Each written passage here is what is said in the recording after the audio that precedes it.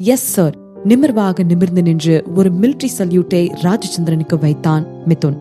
தாத்தா, நான் என்னைக்கும் நம்ம குடும்ப மானத்தை வீதில விட மாட்டேன், கணீர் என உரைத்தான்.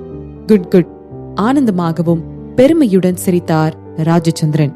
எனக்கு தெரியும் கண்ணா, நீ என்னைக்கும் நம்ம குடும்பத்துக்கு மேலும் மேலும் பெருமையை மட்டும்தான் சேர்ப்ப. போ, இப்ப போய் உன்னோட வேலைய பாரு. உனக்கு என்ன தேவைப்பட்டாலும் உன்னோட தாத்தா கிட்ட வா.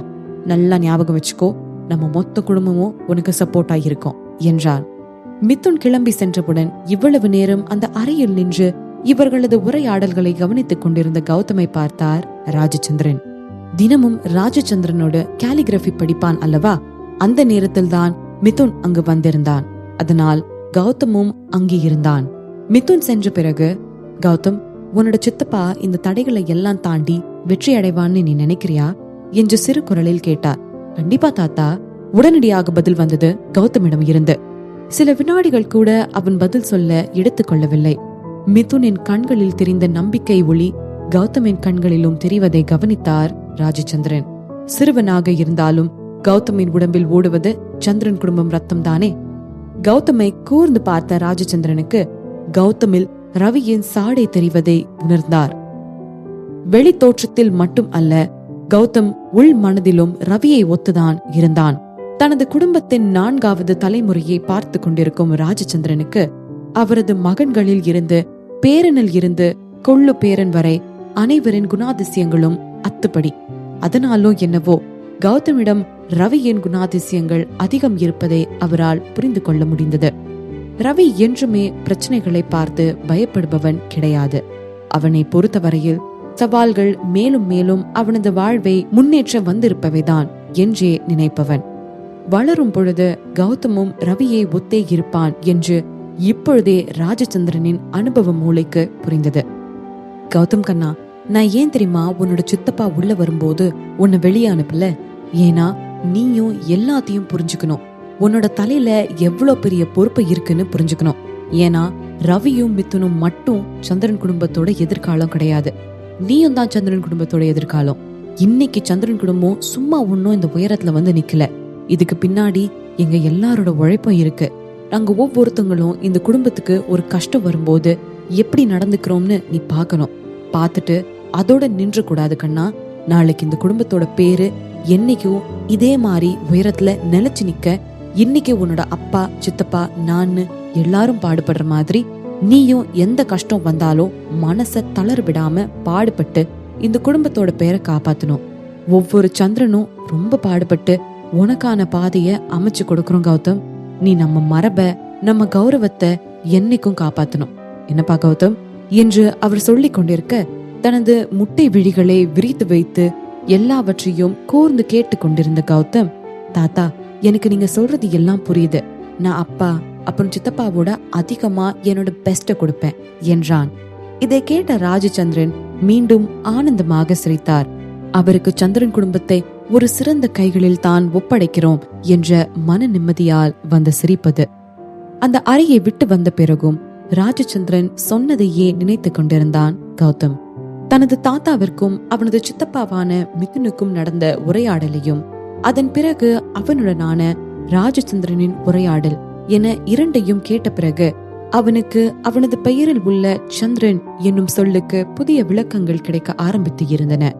அவன் சாதாரணமாக நினைத்து இருந்ததை விட வேறு ஏதோ பெரிதாக அந்த சந்திரன் குடும்பத்தின் நிலையில் அடங்கி இருக்கிறது என்பதை புரிந்து கொண்டது அவனது குட்டி மூளை. 1000 இருந்தாலும் ரவிக்கும் அவந்திகாவிற்கும் பிறந்த குழந்தை அல்லவா அவன். அவர்கள் இருவரின் அறிவில் பாதி கூடவா அவனுக்கு இருக்காமல் போகும்? அவனது சித்தப்பாவின் ஏதோ ஒரு சிறிய தவறு சந்திரன் குடும்பத்தை ஏதோ பெரிய பிரச்சனையில் தள்ளி இருக்கிறது என்பதை கௌதம் புரிந்து கொண்டான். நன்றாக படித்து என்றும் சந்திரன் குடும்பத்தை தாங்கி நிற்க வேண்டும் என்று நினைத்து கொண்டான் கௌதம். அவனது விளையாட்டு அறைக்கு வந்திருந்தான் கௌதம். அங்கு இருந்த லேண்ட்லைன் போனில் எண்களை அழுத்தி அவந்திகாவிற்கு போன் செய்தான். அன்று அவர்கள் மூவரும் குடும்பமாக வெளியே சென்று வந்ததில் இருந்து தினமும் இரவு அவந்திகாவிற்கு போன் செய்து விடுவான். தினமும் அன்றைய நாள் எவ்வாறு சென்றது என்பதை பற்றி அவந்திகாவிடம் பேசுவான்.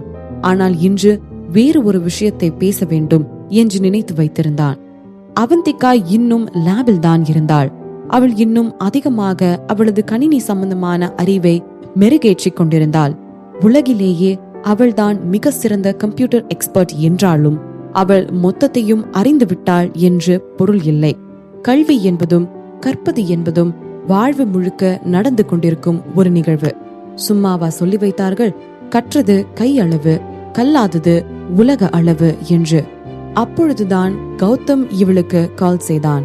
போனை ஆன் செய்து காதில் வைக்கும் முன் ஒரு நீண்ட மூச்சை இழுத்து விட்டு கொண்டாள் அவந்திகா. ஆனால் கௌதம் பேச ஆரம்பித்த சில வினாடிகளிலேயே ஏதோ சரியில்லை என்பதை அவந்திகா புரிந்து கொண்டாள். கௌதம் கண்ணா, என்னாச்சு? ஏன் ஒரு மாதிரி பேசுற?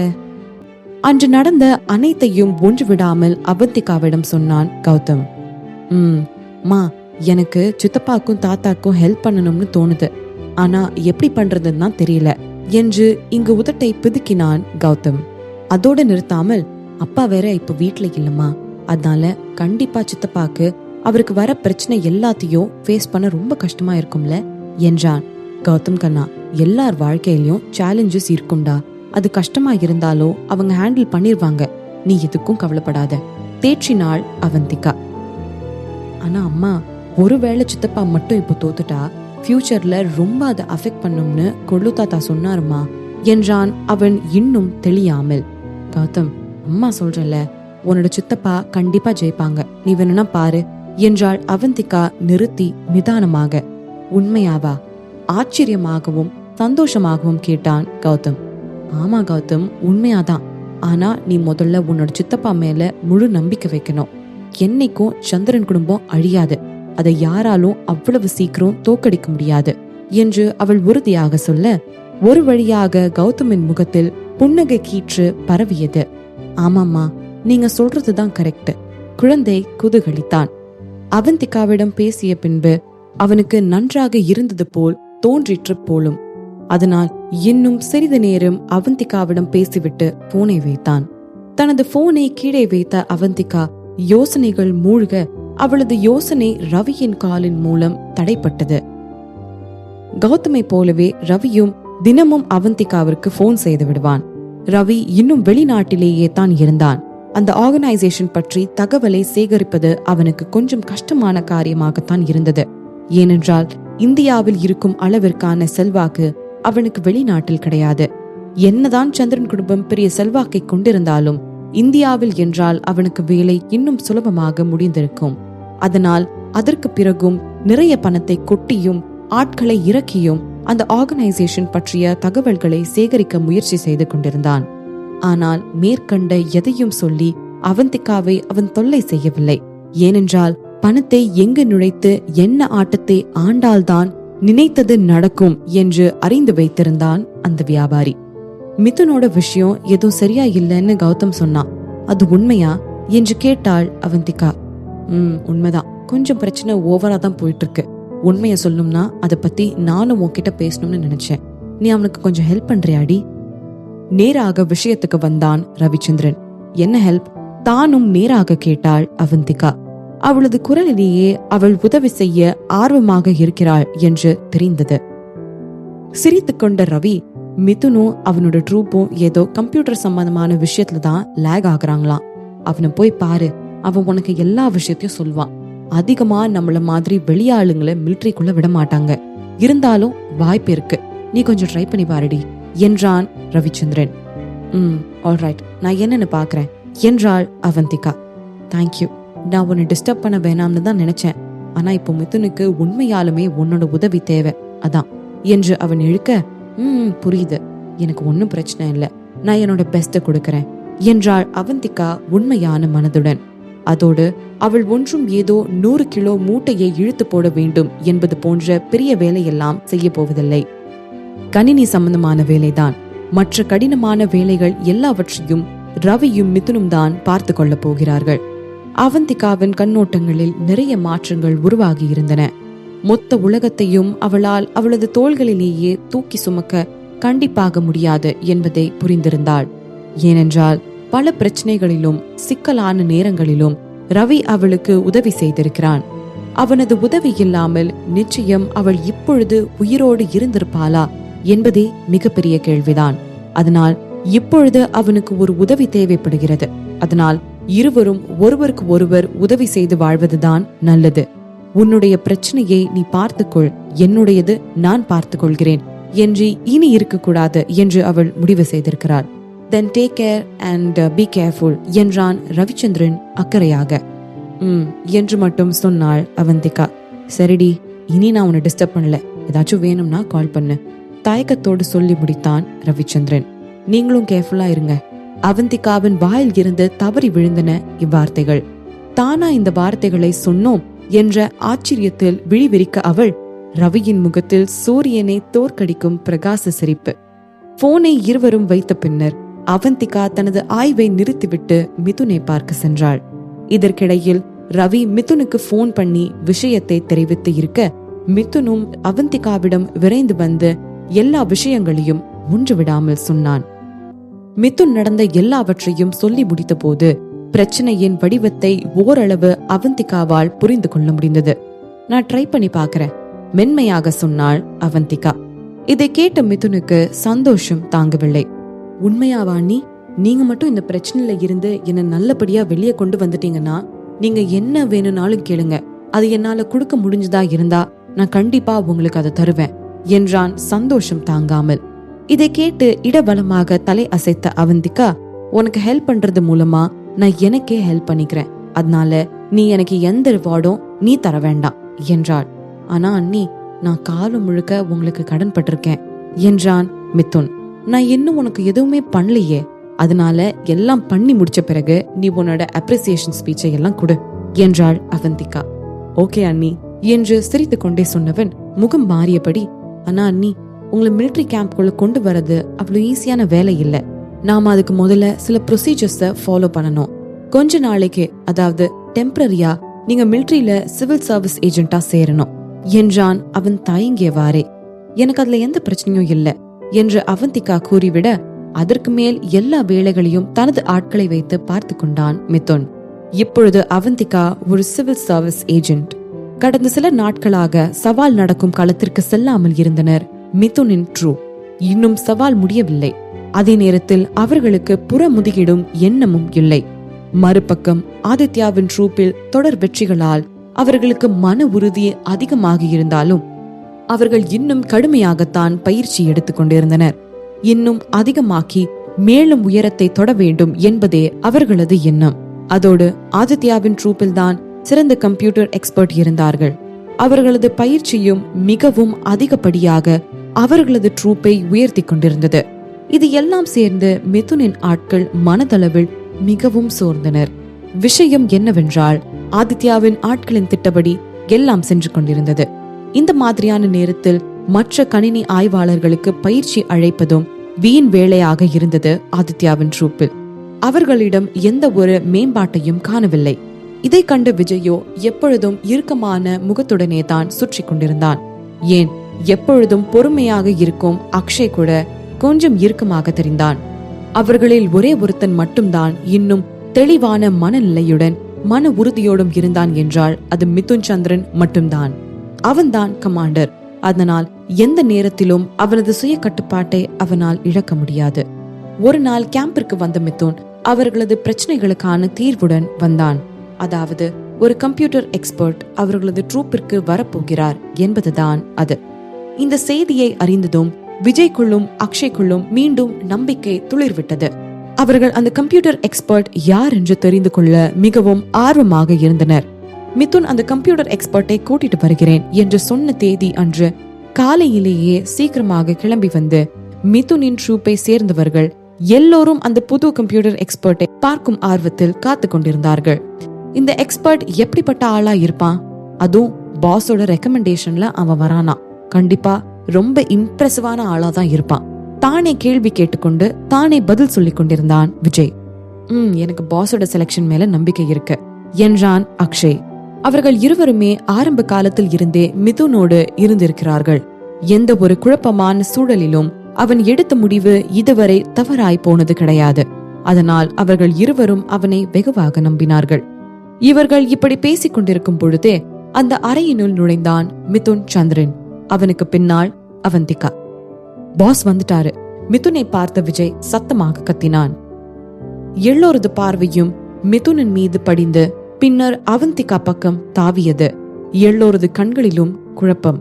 இவர் எதுக்கு ஒரு பொண்ணை கூட்டிட்டு வந்திருக்காரு? பாஸ், எங்க அந்த எக்ஸ்பர்ட்? குழப்பத்தோடு கேட்டான் விஜய். அவனும் சுற்றியும் முற்றியும் பார்த்தான். அவனது கண்களுக்கு எந்த எக்ஸ்பர்ட்டும் தட்டுப்படவில்லை. உனக்கு என்ன கண்ணு போச்சா? இது இருக்காங்கல்ல என்றான் அவந்திகாவை காட்டியபடி. இதை கேட்டு அதிர்ச்சியில் கண்களை விரித்த விஜய், என்ன இவளா நீங்க சொன்ன அந்த எக்ஸ்பர்ட் என்று கேட்டான். விஜயின் வார்த்தைகளில் இருந்த நம்பிக்கையின்மையும் புரிந்து கொண்டாலும் அவனது கேள்விகளுக்கு ஆம் என்பது போல் தலை அசைத்தான் மிதுன். ஆமா, இப்போ நான் இவங்களை உங்களுக்கு இன்ட்ரோடியூஸ் பண்றேன். இவங்க மிஸ் அவந்திகா சிதம்பரநாதன். இவங்க தான் நான் ரொம்ப கஷ்டப்பட்டு தேடி கண்டுபிடிச்ச கம்ப்யூட்டர் எக்ஸ்பர்ட். அதனால கொஞ்சமாச்சும் மரியாதையா நடந்துக்கோங்க இவங்க கிட்ட என்றான் மிதுன் அழுத்தமாக. பாஸ், நோ அஃபென்ஸ், ஆனா நீங்க சும்மா விளையாடுறீங்க தானே? ஏன்னா நம்பர் 1 இவ ஒரு பொண்ணு, நம்பர் 2 இவ ரொம்ப சின்ன வயசா இருக்கா. அப்புறம் எப்படி இவ டாப் கம்ப்யூட்டர் எக்ஸ்பர்ட்டா இருக்க முடியும்? அங்கு இருந்த எல்லோரின் முகத்திலும் அவநம்பிக்கை படர்ந்தது. இவளது இளமையே அதற்கு காரணம். இதுவரை அவர்கள் பார்த்திருந்த எக்ஸ்பர்ட்கள் எல்லாம் மிகவும் முதியவர்களாக இருப்பார்கள். பல வருட அனுபவம் அவரவர் துறைகளில் கொண்டவர்களாக இருப்பார்கள். ஏன் அக்ஷய் கூட முன் வந்து, பாஸ், நீங்க எதுவும் விளையாடல என்று கேட்டான். அவனை தீவிரமான முகத்துடன் பார்த்த மிதுன், என்னை பார்த்தா விளையாடுற மாதிரி இருக்குதா என்று திரும்பி கேட்டான். அவன் முகத்தில் இருந்தே அவன் விளையாட்டுக்காக சொல்லவில்லை என்று அக்ஷய் புரிந்து கொண்டான். இந்த பொண்ணு எப்படி கம்ப்யூட்டர் எக்ஸ்பர்ட்டா இருக்க முடியும்? பாஸ், யாரோ உங்ககிட்ட பொய் சொல்லி இருக்காங்கன்னு நினைக்கிறேன். சிறு குரலில் முகத்தை சுருக்கி கொண்டு சொன்னான் விஜய். வாட் நான்சென்ஸ், உங்க யாருக்கும் என் மேல நம்பிக்கை இல்லையா? கடுமையாக கேட்டான் மிதுன். இல்ல பாஸ், நாங்க உங்களை நம்புறோம். ஆனா இந்த விஷயம் இட்ஸ் அன்பிலீவபிள். வாய்களுக்குள்ளேயே முணங்கினான் Vijay. I am sorry miss Nathan, if you don't mind, நீங்க எந்த யூனிவர்சிட்டியில கிராஜுவேஷன் வாங்கியிருக்கீங்க என்று கேட்டான் அக்ஷய். நான் ஹார்வர்ட் யூனிவர்சிட்டியில படிச்சுட்டு இருந்தேன். ஆனா முழுசா முடிக்கல, பாதிலேயே டிராப் அவுட் பண்ணிட்டேன். உண்மையை பேசினாள் அவந்திகா. ஓ என்று சொன்ன அக்ஷயின் கண்களில் சிறிது ஆச்சரியம். ஹார்வர்ட் எவ்வளோ பெரிய யூனிவர்சிட்டி, எல்லாராலையும் அதுக்குள்ள படிக்க நுழைஞ்சிட முடியாது. ஆனா நீங்க ஏன் உள்ள போயும் டிராப் அவுட் ஆனீங்க என்று புரியாமல் கேட்டான் அக்ஷய். பர்சனல் ப்ராப்ளம், 2 வார்த்தையோடு முடித்துக் கொண்டாள் அவந்திகா. அவளின் அழுத்தமும் நிமிர்வும் அவள் மீதான ஒரு நன்மதிப்பை அக்ஷயிடம் உருவாக்கி இருந்தது. தென் நீங்க கம்ப்யூட்டர் சயின்ஸ் மேஜரா என்று கேட்டான். மேத்தமேட்டிக்ஸ். இந்த முறை ஒரு வார்த்தை மட்டுமே வெளிவந்தது. படிச்சது மேத்தமேட்டிக்ஸ், அதையும் ஃபுல்லா முடிக்கல. அதுக்கும் கம்ப்யூட்டர் சயின்ஸ்க்கும் என்ன சம்பந்தம்? இந்த பொண்ணு உண்மையாலுமே கேப்பபிளா இருப்பாளா? நம்மளுக்கு பெஸ்ட் மட்டும்தான் வேணும். இந்த மாதிரி 4 ப்ரோக்ராம மனப்பாடம் பண்ணிக்கிட்டு நானும் கம்ப்யூட்டர் எக்ஸ்பர்ட்னு சொல்றவங்க வேணாம் வெடித்தான் விஜய். இதை கேட்ட அக்ஷயும் கூட இப்பொழுது விஜயின் கூற்றுக்கு ஒத்துக்கொண்டான். விஜய் சொல்றதும் சரிதான் பாஸ், உங்களுக்கு உண்மையாலுமே இந்த பொண்ணால இது எல்லாத்தையும் பண்ண முடியும்னு நம்பிக்கை இருக்கா என்று அவன் கேட்ட கேள்வி மிதுனின் ட்ரூப்பில் இருந்த மற்ற எல்லோரின் மனதிலும் கூட எழுந்திருந்த பொதுவான கேள்வியாக இருந்தது. இவர்களின் எண்ணங்கள் எல்லாம் மிதுனுக்கும் புரிந்துதான் இருந்தது. ஒருவேளை அவனுக்கும் அவந்திகா ஒரு அந்நியராக இருந்திருந்தால் அவனும் அவந்திகாவால் இதை செய்ய முடியுமா என்று சந்தேகப்பட்டிருப்பான் என்பது மறுக்க முடியாத உண்மை. ஆனால் அவந்திகாவின் பெயரை பரிந்துரைத்திருப்பது அவனது அண்ணன் ரவிச்சந்திரன். ரவியே பரிந்துரைத்து இருக்கிறான் என்றால் நிச்சயம் அவந்திகா மிகவும் ஆற்றல் உடையவளாகத்தான் இருக்க வேண்டும் என்று மிதுன் நம்பினான். நம்ம யாருக்குமே இவங்க மேல நம்பிக்கை இல்லைன்ற காரணத்தினால நாம ஒண்ணு பண்ணலாம். அக்ஷய், நீ இவங்களை டெஸ்ட் பண்ணி பாரு என்றான் மிதுன். ஓகே பாஸ், எனக்கு அதுல எந்த பிரச்சனையும் இல்ல, உடனேயே ஒத்துக்கொண்டான் அக்ஷய். இப்படி சொல்லி முடித்து விட்டு அவன் அவந்திகாவின் மீது பார்வையை பதிக்க, பிளீஸ் என்றாள் அவள் நிதானமாக. அவளின் இந்த சாந்தம் ஏதோ ஒரு நம்பிக்கையை அக்ஷயின் மனதினுள் விதைத்தது. அக்ஷய் தான் மிதுனின் ட்ரூப்பை சேர்ந்த கம்ப்யூட்டர் எக்ஸ்பர்ட். அவந்திகா சும்மா ஏதாவது உளறிக் கொண்டிருக்கிறாளா இல்லையா என்று ஒரு டெஸ்ட் வைத்து பார்ப்பதின் மூலமாக அவனால் கண்டுபிடிக்க முடியும். அவனோடு சேர்த்து அங்கு இருந்த மற்ற அனைவரும் கூட அக்ஷய் அவந்திகாவிற்கு வைக்க போகும் டெஸ்டை பார்க்க ஆர்வமாக இருந்தார்கள். அதில் விஜயம் கூட அடக்கம். தனக்கு முன் இருந்த எல்லோரது முகத்திலும் இருந்த சந்தேகத்தையும் சலனமில்லாமல் பார்த்தாள் அவந்திகா. ஆங்கிலத்தில் ஆக்ஷன் ஸ்பீக் லவுடர் தேன் வேர்ட்ஸ் என்ற ஒரு பழமொழி இருக்கும். அதற்கு இணங்க வாயால் சொல்லி தனது திறமையை நிரூபிக்காமல் செயலின் மூலம் நிரூபிக்கலாம் என்று அவந்திகா முடிவு செய்தாள். அக்ஷய் அவளுக்கான முதல் டெஸ்டாக ஒரு கணினியின் பாஸ்வேர்டை ஹேக் செய்ய சொன்னான். எங்க கம்ப்யூட்டர்ஸ் எல்லாத்துலயுமே பெஸ்ட் செக்யூரிட்டி இருக்கு. உங்களால அதை கிராக் பண்ண முடிஞ்சா நீங்க என்னோட ஃபர்ஸ்ட் டெஸ்ட பாஸ் பண்ணிட்டீங்கன்னு அர்த்தம் என்றான் அக்ஷய். தலையை அசைத்த அவந்திகா போய் கணினியின் முன் அமர்ந்தாள். அடுத்த சில நிமிடங்களிலேயே மிதுனின் வார்த்தைகள் பொய் இல்லை என்று புரிந்து கொண்டான் அக்ஷய்.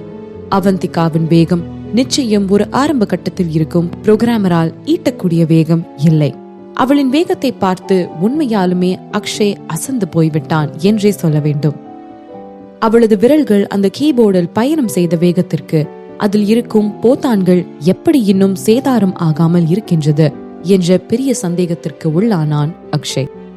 கணினி திரையில் தெரிந்த கோடை புரிந்து கொள்ள வெகு நேரம் எடுத்தது அங்கு இருந்தவர்களுக்கு. என்ன நடக்கிறது என்று புரியாத விஜய், ஏ அக்ஷய், அவ இவ்வளவு வேகமா என்னடா பண்றா என்று கேட்டான். எனக்கும் ஒன்னும் புரியல. கூட்டத்தில் இருந்த ஒருவன் கத்தினான். அவ ஏதோ கைக்கு வந்ததை டைப் பண்ணிட்டு இருப்பான்னு நினைக்கிறேன் என்றான் விஜய் புருவத்தை சுருக்கிக் கொண்டு. இவன் இவ்வாறு சொல்லி முடித்த நேரம் டன் என்று சொல்லியபடி அமர்ந்திருந்த சேரில் ஓய்வாக சாய்ந்தாள் அவந்திகா.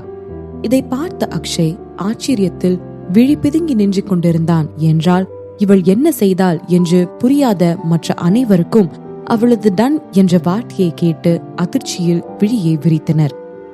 அவர்களுக்கு எல்லாம் அவந்திகா திரையில் டைப் செய்திருந்த கோட் வேண்டும் என்றால் என்ன என்று புரியாமல் இருக்கலாம். ஆனால் கணினி லாக் ஆகி இருக்கிறதா இல்லை ஓபன் ஆகி இருக்கிறதா என்று தெரியும் தானே. அப்படி என்றால் அவள் கணினியின் பாஸ்வேர்டை ஹேக் செய்து உள்ளே நுழைந்து விட்டாளா என்பதை விட அதற்கு அவள் எடுத்துக்கொண்ட நேரம்தான் அவர்களை மிகவும் அதிகமாக ஆச்சரியப்படுத்தியது. ஒரு நிமிடத்திற்கும் குறைவான நேரமே அவள் எடுத்துக்கொண்ட நேரம். அதுவும் மிலிட்டரி கம்ப்யூட்டரை ஹேக் செய்வது ஒன்றும் அத்தனை சுலபமான காரியம் இல்லை. அதுவும் ஒரு நிமிடத்திற்கு குறைவான நேரத்தில். இதை அக்ஷயால் கூட செய்ய முடியாது. இது எப்படி சாத்தியம் என்று அவர்கள் ஸ்தம்பித்து போய் நிற்க அதற்கு சற்றும் குறையாத அதிர்ச்சியில் நின்று கொண்டிருந்தான் மிதுன். இந்த அளவிற்கு அவனது அண்ணி ஆற்றல் உடையவர்களாக இருப்பார் என்று அவன் நிஜமாக நினைத்தும் பார்த்திருக்கவில்லை. ஏனோ இதை நினைக்கும் பொழுதே அவனது கண்களில் அண்ணியை நினைத்து சிறு கர்வம் வந்து குடி அமர்ந்து கொண்டது. இப்பொழுது அவன் அவனது ஆட்களை பார்த்த பார்வையில், என் பேச்சை நம்பாமல் சந்தேகம் கொண்டீர்கள் அல்லவா, இப்பொழுது பாருங்கள் என்ற வாசகம் கர்வத்துடன் எழுதி ஒட்டப்பட்டிருந்தது. எனக்கான செகண்ட் டெஸ்ட் என்ன என்று கேட்டு அதிர்ச்சியில் இருந்த அக்ஷயை அதிலிருந்து வெளிக்கொண்டு வந்தாள். உண்மையிலுமே நீங்க தான் இதை ஹேக் பண்ணீங்களா? இன்னும் நம்ப முடியாமல் கேட்டான் அக்ஷய். அவந்திகா பதில் சொல்லாமல் அவளது கண்களை உருட்டினாள். அக்ஷய் கேட்ட கேள்வி அவளுக்கு மிகவும் முட்டாள்தனமான ஒன்றாக தோன்றியது. நான் இல்லாம பின்ன என்ன ஏதாச்சும் கோஸ்டா என்று அவளது மைண்ட் வாய்ஸ் நக்கல் செய்தது. அவள் கண்களை உருட்டி பார்த்த பிறகுதான் தாம் எத்தனை முட்டாள்தனமான கேள்வியை கேட்டு இருக்கிறோம் என்று அவனுக்கு புரிந்தது. சங்கடமாக இருமியவன், அதாவது நான் என்ன சொல்ல வந்தேன்னா, நீங்க இதுல இவ்ளோ டேலண்டடா இருப்பீங்கன்னு எக்ஸ்பெக்ட் பண்ணல. ரொம்ப ரொம்ப கம்மியான டைம்ல முடிச்சிட்டீங்களே. அவன் வெகுவாக ஆச்சரியப்பட்டு போனான். இதை கேட்ட அவந்திகா, நீங்க இவ்ளோ ஆச்சரியப்படுற அளவுக்கு நான் ஒன்னும் பெருசா பண்ணல. இது ரொம்ப சிம்பிள் டாஸ்க். அதனால அடுத்த டெஸ்ட் கொஞ்சம் கஷ்டமா கொடுங்க என்றாள். இதை கேட்ட கூட்டம் அமைதியாகியது. அவர்களுக்கு அவந்திகா மிகுந்த தலை கண்ணத்தோடு பேசுவது போல்தான் தோன்றியது. அப்ப அவளுக்கு ரொம்ப கஷ்டமான டெஸ்ட் கொடுடா அக்ஷய், ஆர்ப்பாட்டமாக கத்தினான் விஜய். ஆமா அக்ஷய், அவங்களுக்கு ரொம்ப கஷ்டமான டெஸ்ட் கொடுங்க. விஜய்க்கோ மற்றவர்களுக்கோ அவளுடைய சூழ்நிலையை கஷ்டமாக்க வேண்டும் என்பது எண்ணம் அல்ல. மாறாக அவளே தான் கஷ்டமான ஒரு தேர்வை கொடுக்க சொன்னாள். அப்படி என்றால் வாங்கிக் கொள்ளேன் என்பது போல்தான் அவர்கள் மேல் கண்டவற்றை சொன்னார்கள். மிதுன் விஜயை நன்றாக முறைத்து வைத்தான். இவன் ஏன் இப்படி துள்றது மட்டும் இல்லாம மத்தவங்களையும் உசுப்பேத்தி விடுறான்? ஒருவேளை அண்ணி இதுல தோத்துட்டாங்கன்னா பாவம் அவங்க என்று யோசித்தவனுக்கு அவந்திகாவிற்கு உதவி செய்ய எந்த வழியும் தெரியவில்லை. ஏனென்றால் மிகவும் கடினமான தேர்வையும் அவந்திகா வெற்றிகரமாக கடந்து வந்தாள் என்றால் தான் அவனது ட்ரூப்பை சேர்ந்தவர்கள் அவந்திகாவின் மீது நம்பிக்கை கொள்ள ஆரம்பிப்பார்கள். கூட்டாக சேர்ந்து வேலை செய்யும் போது நம்பிக்கை இன்றியமையாதது அல்லவா? பல வருடங்களுக்கு முன் மிலிட்டரிக்குள் வந்த பொழுது இவனும் பல வகையான சவால்களுக்குள் உட்படுத்தப்பட்டான். அதையெல்லாம் இவன் வெற்றிகரமாக தகர்த்து வந்ததால் தான் இன்று எல்லோரும் அவனை தகுதியானவனாக பார்க்கிறார்கள். அதனால் அவர்களின் நம்பிக்கையை வென்றால் மட்டும் அவர்களின் மனதில் இடம் பிடிக்க முடியும். அவந்திகாவிற்கும் இவையெல்லாம் புரிந்துதான் இருந்தது. மறுபக்கம் அக்ஷயும் அவந்திகாவை டெஸ்ட் பண்ணி பார்க்க மிக ஆவலாக இருந்தான். இன்னும் எத்தனை திறமையானவள் இவள், இவளது முழு ஆற்றலையும் பார்க்க அவனுள் ஆவல் எழுந்தது. ஆல்ரைட், நான் உங்களுக்கு ரொம்ப கஷ்டமான டெஸ்டையே தரேன் என்றபடி சில பேப்பர்களை எடுத்தவன், இதோ மிஸ் நாதன், இதுல ஒரு மினி செயின் பாக்ஸுக்கான சாஃப்ட்வேர் டீடைல்ஸ் இருக்கு. நீங்க இதுக்கான ப்ரோக்ராம இன்னைக்கு நைட்டுக்குள்ள எழுதி முடிச்சிட்டீங்கன்னா நீங்க இந்த டெஸ்ட்லயும் பாஸ் ஆகிடுவீங்க என்றான்.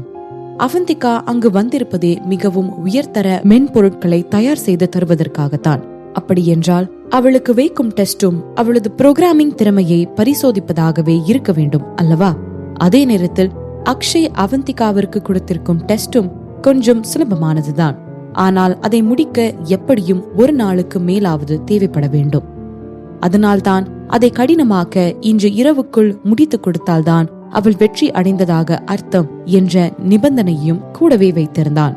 ஒருவேளை அவந்திகா மட்டும் அவளுக்கு கொடுக்கப்பட்ட டாஸ்கை கொடுத்த நேரத்திற்குள் முடித்துவிட்டாள் என்றால் அவள் உண்மையிலுமே கணினி அறிவியலில் மிகப்பெரிய அறிவாளி என்று ஒத்துக்கொள்ளலாம். இல்லை, அவள் முடிக்கவில்லை என்றால் அவள் மிலிட்டரி கேம்பை விட்டு நடையை கட்டியாக வேண்டும். மிலிட்டரியை பொறுத்தவரை சொற்களை விட செயல்களே அதிகம் பேசும். தகுதி இல்லாத ஆட்கள் என்றும் இந்த மிலிட்டரி நிலத்தினுள் இருக்க முடியாது. அதனால் இப்பொழுது அவந்திகாவின் விதி அவளது கைகளில் தான். ஓ, அப்போ நைட்டுக்குள்ள முடிச்சு கொடுத்துடணுமா என்று தெளிவுபடுத்திக் கொள்ள கேட்டாள் அவந்திகா. கொஞ்சம் கஷ்டமான வேலை என்பதால் அவளுக்கு பாவம் பார்த்தவன் விடியறதுக்குள்ள கொடுத்தா போதும் என்று சொன்னான். ஓகே என்றபடி தலையை அசைத்தாள் அவள். சரி, நான் கிளம்புறேன், நீங்க முடிச்சோனே வந்து என்னை கூப்பிடுங்க என்று சொன்னான். அதற்கு ஒரு தலை அசைப்போடு நிறுத்தி கொண்டாள் அவந்திகா. அவர்களுக்கும் முடிக்க வேண்டிய நிறைய வேலைகளும் பயிற்சிகளும் இருந்தன. உள்ளே நின்று கொண்டிருந்த எல்லா ஆட்களும் வெளியே கிளம்பி சென்ற போது அங்கே ஒரு கூட்டம் உருவானது.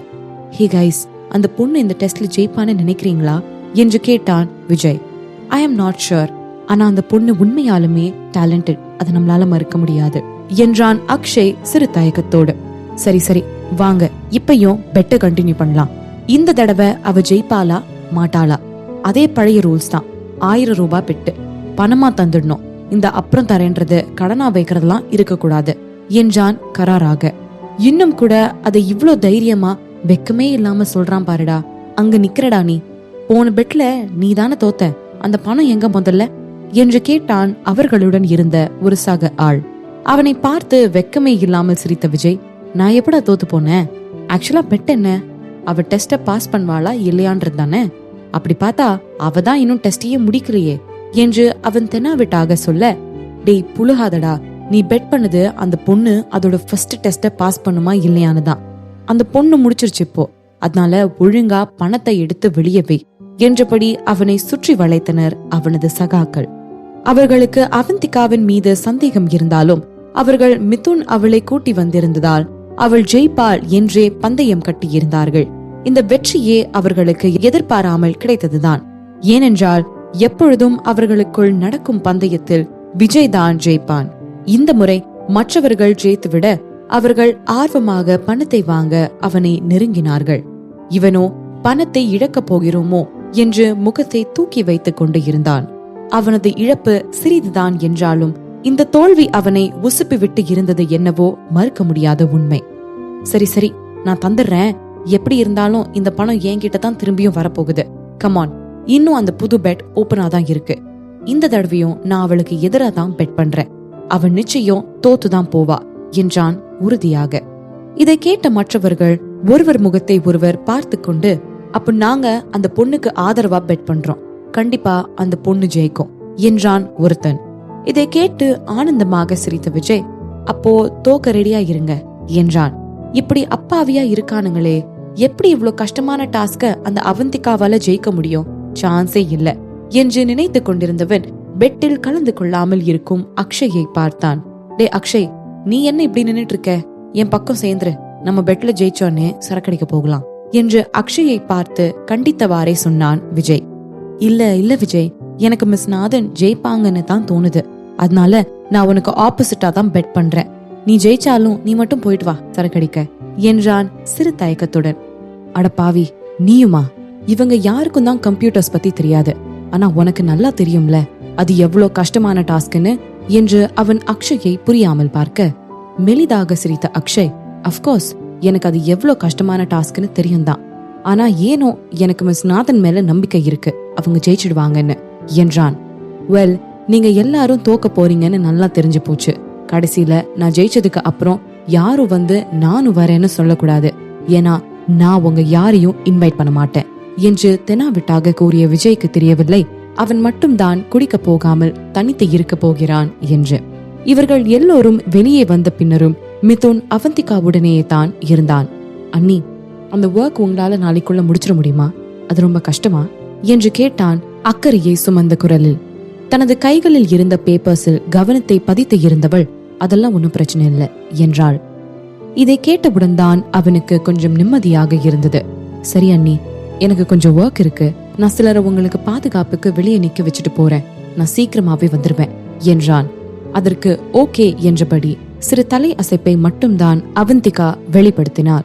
அவந்திகாவை தொந்தரவு செய்ய வேண்டாம் என்ற எண்ணத்தோடு அவளை தனியாக விட்டுவிட்டு வெளியே வந்தான் மிதுன்.